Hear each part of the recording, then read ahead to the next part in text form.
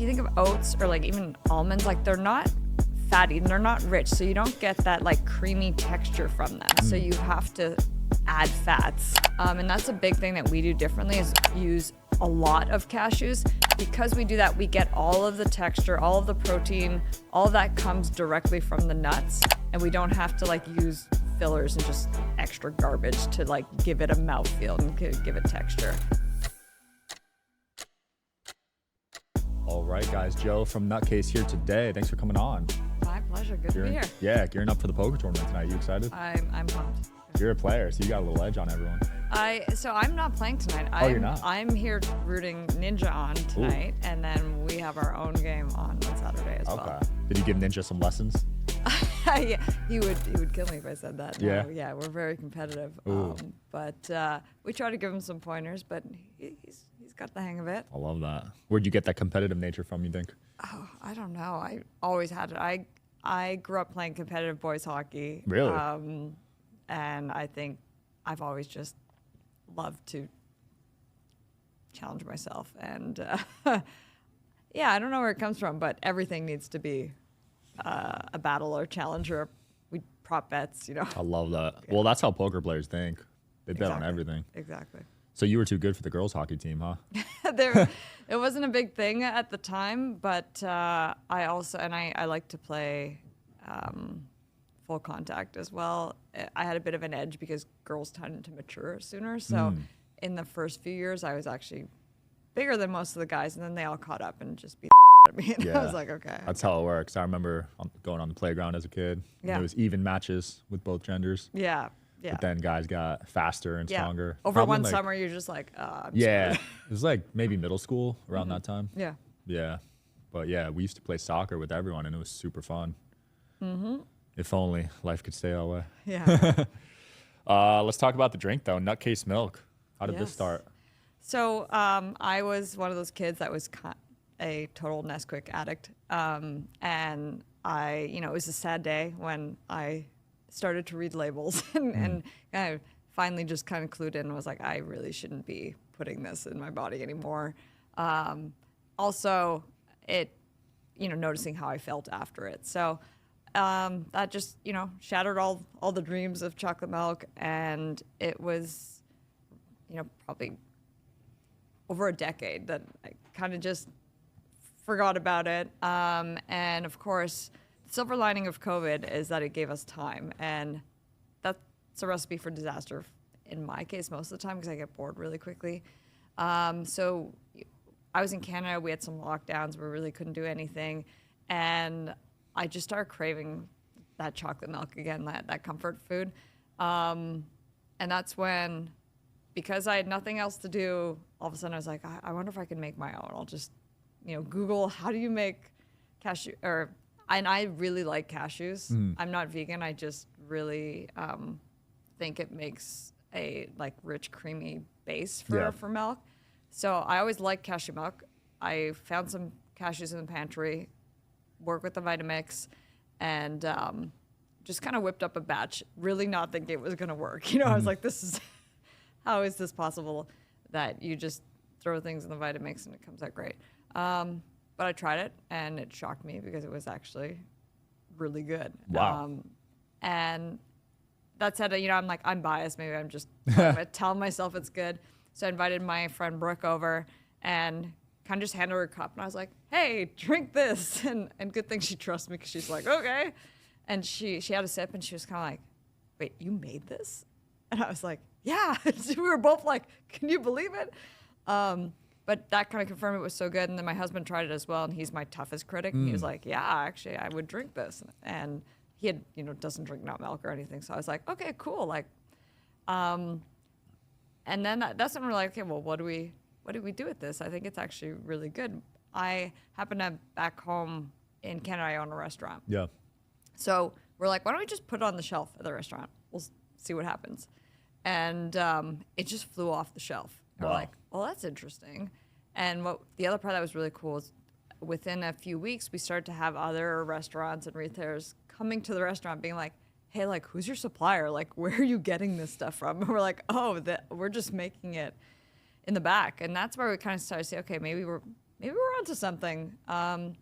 And oh, what's funny is to put it on the shelf, we realized like, oh, I guess we need to buy bottles and like stickers and like, what are we gonna call it? And of course, I just started thinking of, I'm like, what are funny words that have nut or like fun things? And of course, Nutcase is the first thing that comes to mind.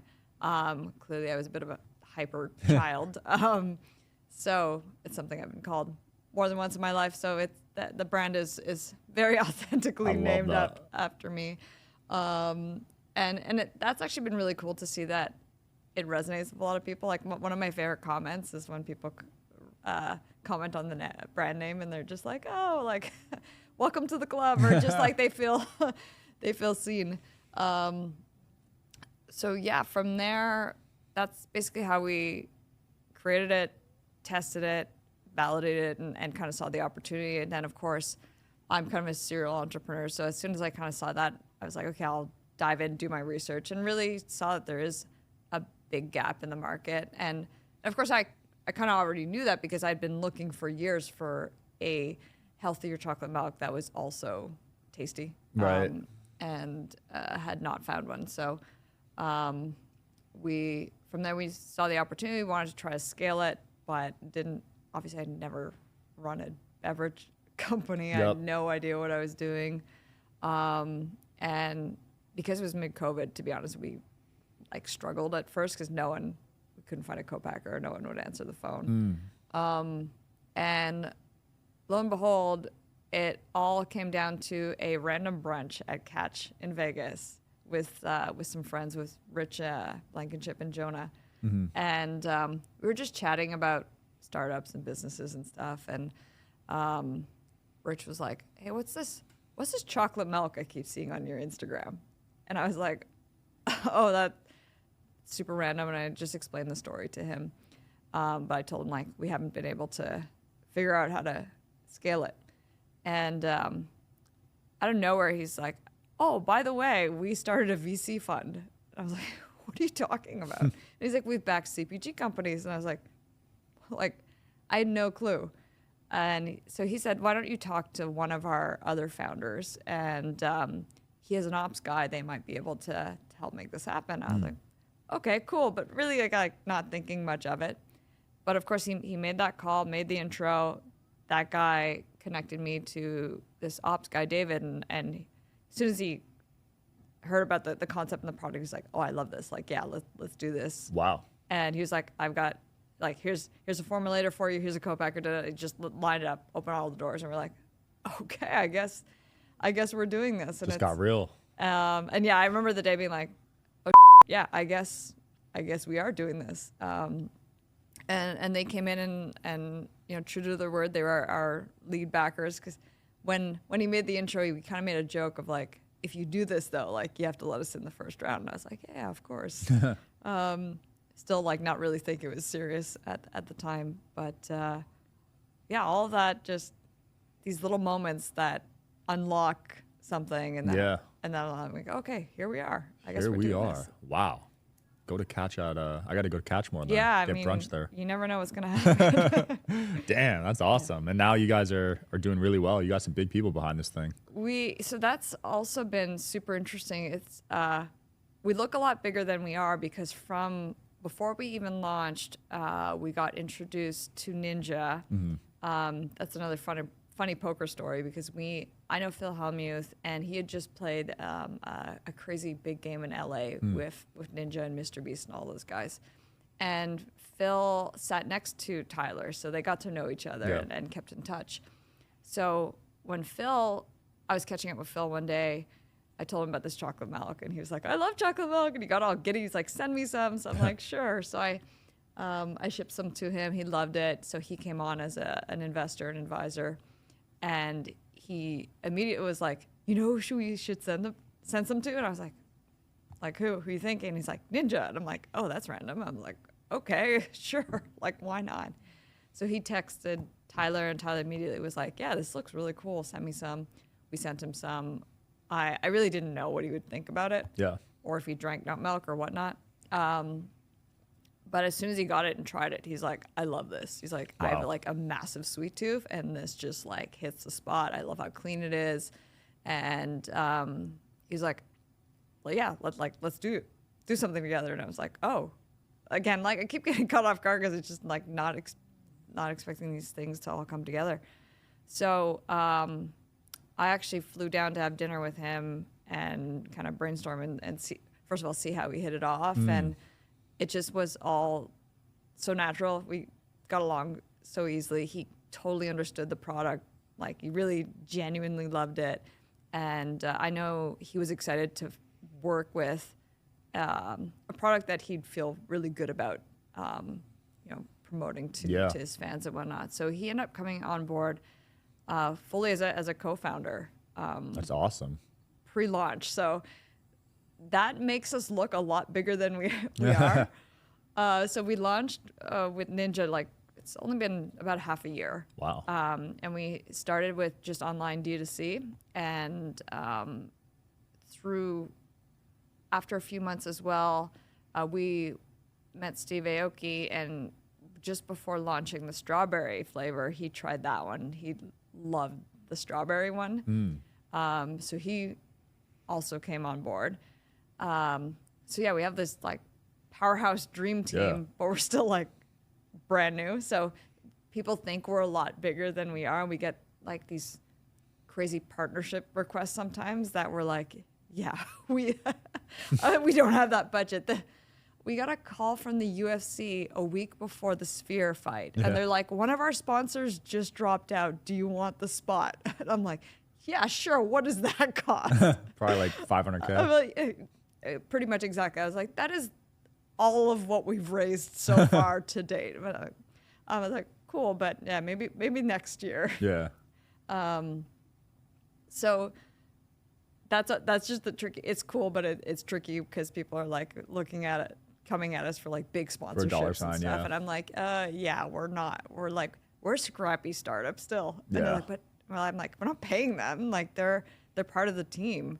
So yeah. That makes sense. Well, I think things will change soon as you get in more retail stores and get some revenue. Yeah, that's the next step. We really wanted to be strategic this year in terms of like laying the foundation, getting feedback. Not a lot of the advice I got from other creator-backed brands was like, we went too big too fast and it just blew up in our face.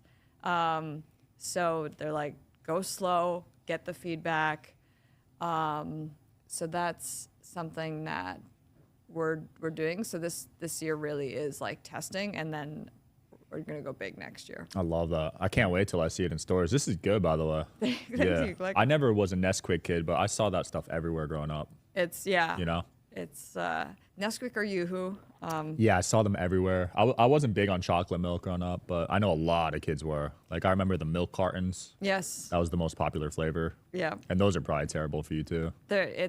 So it's crazy across the board of, like, chocolate milks. On the dairy side, the Nesquiks and the Yoo-Hoos and stuff, you have a lot of brands have carrageenan and all this sugar and just all this garbage in it. Yeah. And then even when you go flip to like the nut milk side, a lot of those have oils and they got seed oils. Yeah, most of like all of the oat milks and a lot of the almond milks, like the silks and this kind of stuff. And that's weird that they're using that in drinks too. And the reason is probably because like if you think of oats or like even almonds, like they're not fatty and they're not rich, so you don't get that like creamy texture from them. So you have to add fats to give it the right texture.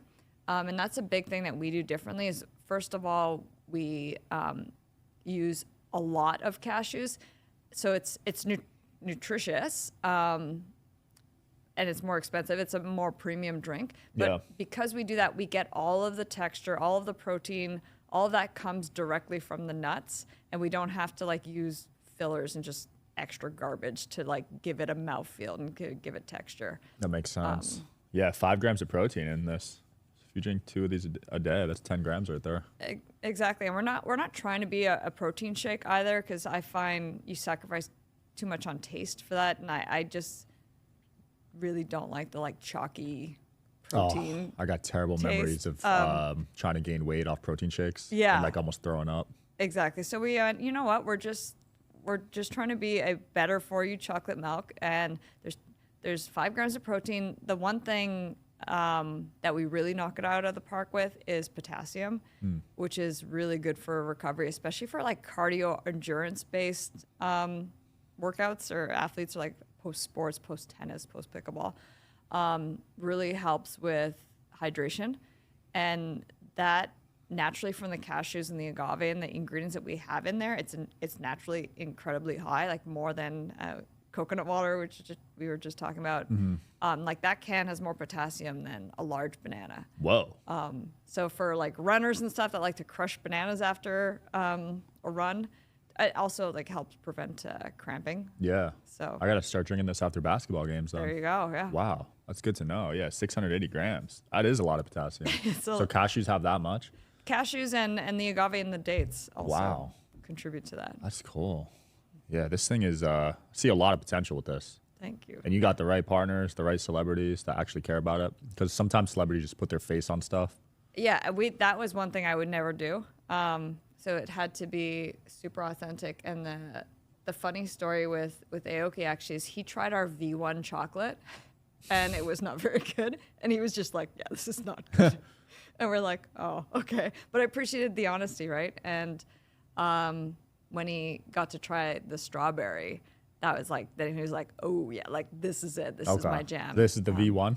So no, this is the final chocolate, and this one here is the vanilla, and we have strawberry as well. So, and that's really mimicking the Nesquik lineup of like chocolate, got it. vanilla, strawberry kind of thing. But we also had a funny moment with Steve where he had tried the strawberry. We hadn't launched it yet. We were still testing it, but he tried it, loved it, and the next day we had our streamed poker game. And he was playing, and he shows up, and it's live streamed. We're not, no one knows we're launching strawberry yet. He just got to try it. And first thing he says, he's like, "Yo, I tried the strawberry. It's so good." And we're like, all like, "Oh my God." We're On like, stream. "Steve, that's not." So it ended up being a really fun moment, because also Tyler Ninja leaked the chocolate before he was supposed to on stream. Oh, gosh. So we're kind of just like, "Yeah, okay, you guys," but no secrets anymore. Yeah. They're just, Next flavor, you're keeping that internal. yeah. I can't tell them anything. That's hilarious. Yeah, you guys do the poker streams, right? You got another one coming up Saturday. Yeah, really. That's just it's on brand because I met Tyler because of poker. Phil's an investor. My husband and I, like, poker is the hobby that we bond over. Right. And a lot of our friends and community, and so much of anything we're doing kind of always comes back to poker now. So Did you meet your husband through poker? not through poker, but when I met him, he was just learning it. Okay. And so that got me curious. So he was just like ahead of me. So he would learn it and then like teach me kind of things. He'd read all the books, and then I just like would follow along kind of thing. And then we started going to the casino together. Then we started going to Vegas together. And it was only a matter of time before we just made so many good friends in the poker world that we're hooked. Yeah, it is a cool community for sure. I've tapped into a little bit. Where's your favorite spot in Vegas to play poker? Definitely here. In this studio? At the studio. Okay. Yeah. I mean, you're kind of spoiled here. Yeah, I meant casino-wise, but yeah, that's... Casino-wise, it'll be a toss-up between the Wynn and Aria. Okay. Yeah.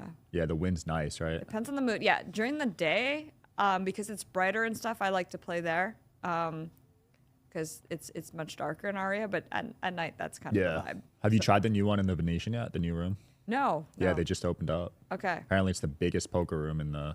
it might be the country or something. Oh, geez. Okay, cool. Yeah. Shout out to the Venetian. I haven't played there or Resorts World either. Resorts World, okay. Venetian's my favorite hotel overall. Okay. Like, if I'm going to pick one to stay at, that's the one for me. Interesting. We bounce between Aria and Cosmo, and now we're throwing Fontainebleau in the mix. Okay. The location isn't great because it's far, but the hotel's really nice. The gym's really nice. Yeah, the spa's nice Yeah. there. You're in Vegas a lot, right? Yeah. It's hard to beat Vegas. I mean, I love the desert. Oh, and really? And the people. Yeah. Wow, I've never heard someone love the desert. Oh, really? No. It's dry. It's perfect. I don't know. I guess coming from Something about Canada, yeah, that's like the opposite of that weather. So. And Vegas is so nice too. Like anywhere you look, the backdrop is like those mountains. Yeah. I don't know. Yeah, that it's got speaks some to good me. scenery for sure. Speaks to me.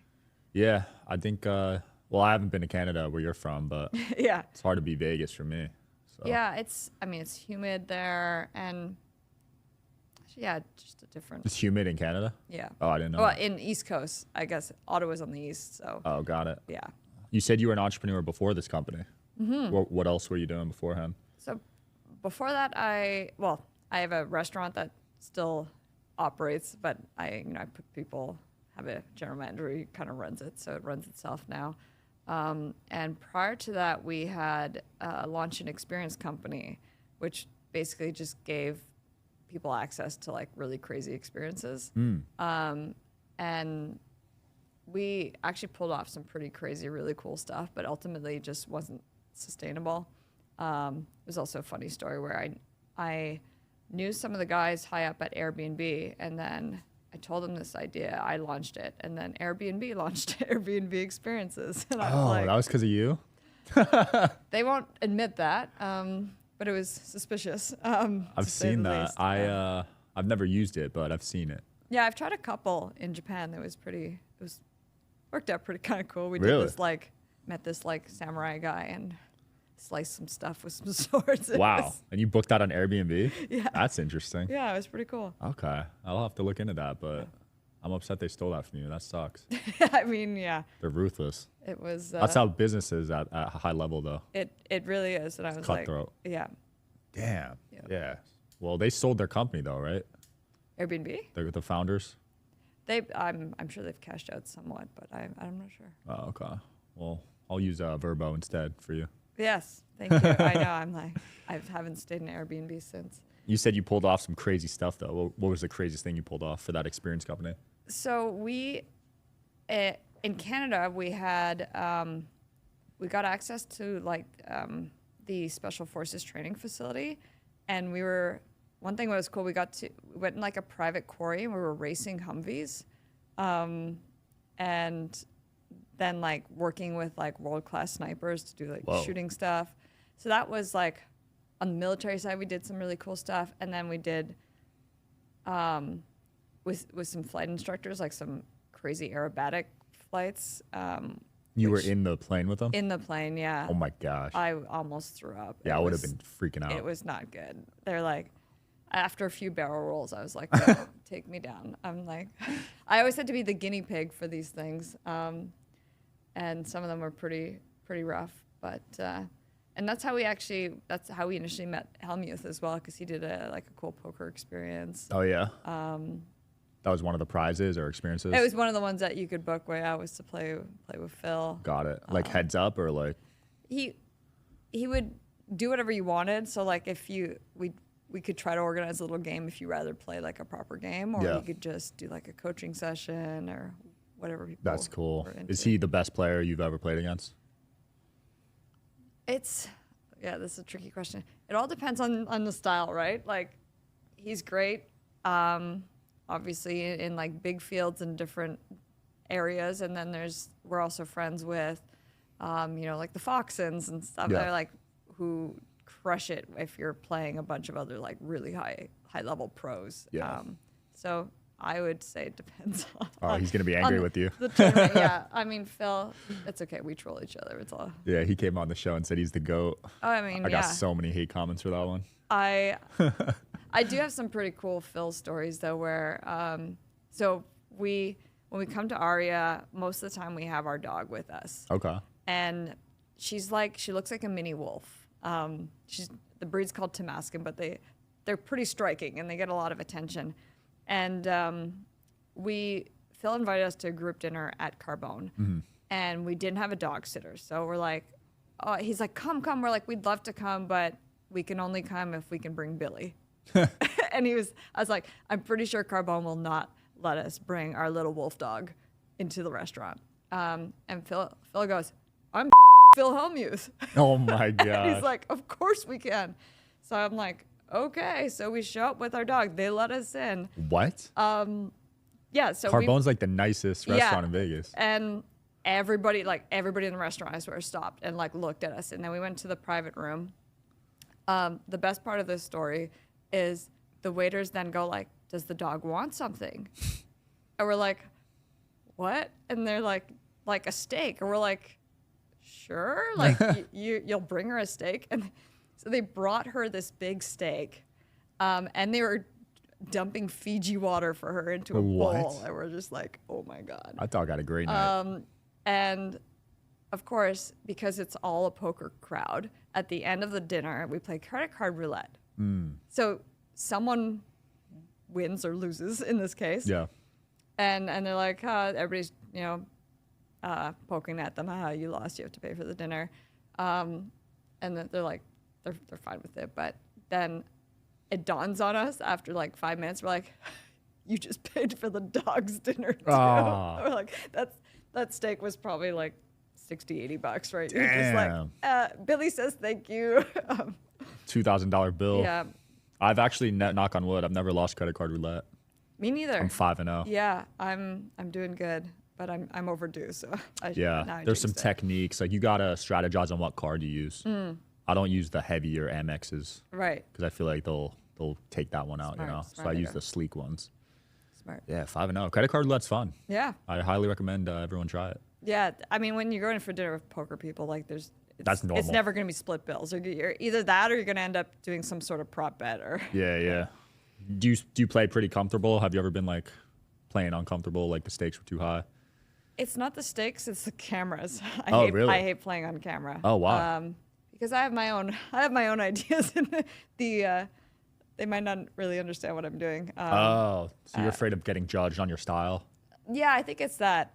And or sometimes I just make stupid mistakes. I'm like, I'm not a pro, and I'm still learning, and I haven't played as much lately, so I'm a little rusty. Yeah. So yeah, of course, like I'm not gonna play perfect. And the other thing is a lot of the tables. I think the thing that's most misunderstood when people are watching and there's commentary is that you don't know the history that we have with players. So I will play a very specific way in a hand, for instance, against my husband because he taught me. Right. So I know, I'm like, you have to go like, you're meta. You're like 3 levels deeper. Like he's thinking that I'm thinking that this, and then you're trying to do something different to like throw him off. But it doesn't make sense to the commentator who doesn't understand like what I'm doing, or that I know a specific player, you might be able to bluff more or whatever. So I'll try different things with different people, and it might not make sense to everybody. No, that's a good perspective, though. I never even thought about that because when you're watching, you're thinking so logically. You're seeing the percentages and stuff. Exactly, especially if you're a numbers player and you're just like analyzing it. Right. Exactly. And this is what's funny. Between my husband and I is we're very different styles of players. So he's German, so he's more like he knows all the numbers and he plays like by the book, optimal. Yeah. Whereas I'm more like I like to play the brain game. So I'm like I'm just gonna try and mind. And like then they won't know what I'm doing. So sometimes we get into debates because we're just like playing very differently. Yeah. But there's times where, for instance, there's someone who's giving away so many tells. Like the guy clearly is like call, and like in a hand that my husband's in, and he's next to me, and I'm looking at him. I'm like just by the guy. I'm like, do not call this hand, right? But he's in the tank. He's in his head running numbers, and I was like, I don't care if the number says you're like 90% favorite or like you have the odds to call here. I'm like, just look at this guy. Right. He's too pretty confident. much drooling.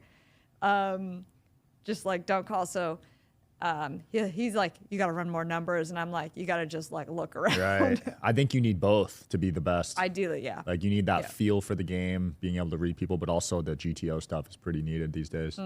Right. Yeah. Yeah. A lot of people live off that GTO thing. Depending who you're playing, though, again. And then tonight, like, or you're playing with people who don't really know. So I'm like, you can't analyze someone who doesn't even know what they're doing themselves. Yeah. Yeah. That's a good point. I heard pros actually struggle against amateurs. They really do. Because they can't predict them. They're overanalyzing. Right. And then it's really just bingo at that point. Like, yeah, for real. I don't like games that are luck based. Me neither. And Like- that's the whole like difference, right, between gambling or the misconception of poker in a casino and it just being pure gambling. You're like, well, there is actually a skill component, so it's different from like just playing blackjack or craps. I played bingo on this cruise and I was itching in my seat. Like I had no control over who won. Yeah. and I lost. So yeah, it's not fun. I'm for good me on either. bingo. Every hotel has it, and it's always packed. I'm like, what the hell? Like, people play bingo? It's weird, eh? Yeah. I guess people like the slots too, which makes no sense to me, but everyone has their gambling They're fixed. styles. Or, you know, for some people, it's just like an escape of like Right. just zone out. And Yeah. whatever. But you're doing it for fun, and you're not doing it to make money, right? That's not the main thing. No, it definitely. I mean, for me, sitting at the poker table is one of the few times I stop thinking about work. It's like meditative. And people like it's weird. People like think poker is the stressful part. I was like, no, I play it to like to de-stress. to like That's funny. zone out and just like sit around a table, meet some new people. But I need the stakes for me to be engaged. Okay. So if it's like so- 1-2, you won't. Exactly. Or like, and that's why I find it hard to get into board games or video games or anything where there's not something at stake. I'm like, what's the point though? Like, why am I playing this? So, Right. What's the meaning of life? yeah, the stake, having something, being able to win something actually makes it engaging. Yeah. So what's that level for you right now? What stakes? Stakes wise, yeah. I like to play, I think 25-50, which Damn. is what we're going to play on Saturday Okay. is a good level. You get the heart rate going. Yeah, that's pretty baller, damn. Yeah. You could get some like $5,000 hands at that level, right? Yeah, exactly. And that's like, it's good so that's like, if you win, it's meaningful. Yeah, it funds the trip. But if you lose, you're not like ruined. Right. So That's a good level, yeah. What's the highest stakes game you've seen or played in, I guess?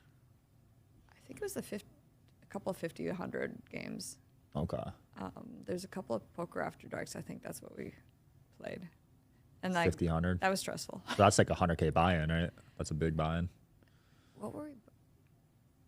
No, 50, 100. We're buying it for 10K Oh, 10K. to be 100 BB deep. It wasn't. Yeah, it wasn't. Okay. Too I've seen some crazy. crazy streams where like people buying for $1 million. That's like the Ninja Hellmuth Mr. Beast XQC stream that they had at Yeah. Hustler. That was Nuts. insane. And Keating was in that game. Saw that. Yeah, that was insane. Yeah. I And don't feel the need to. I don't think that's necessary, to be honest. Yeah, there's but levels at to that it. point, it's just guys just measuring. You said it, not me. Joe, it's been fun. Where can people buy the drink and keep up with you? So we're mostly still online right now. So drinknutcase.com. We're also on GoPuff in most major cities. And then we'll start attacking retail next year. Cool. Thanks for coming on. Yep, we'll link the site below, guys, if you're interested. See you next time.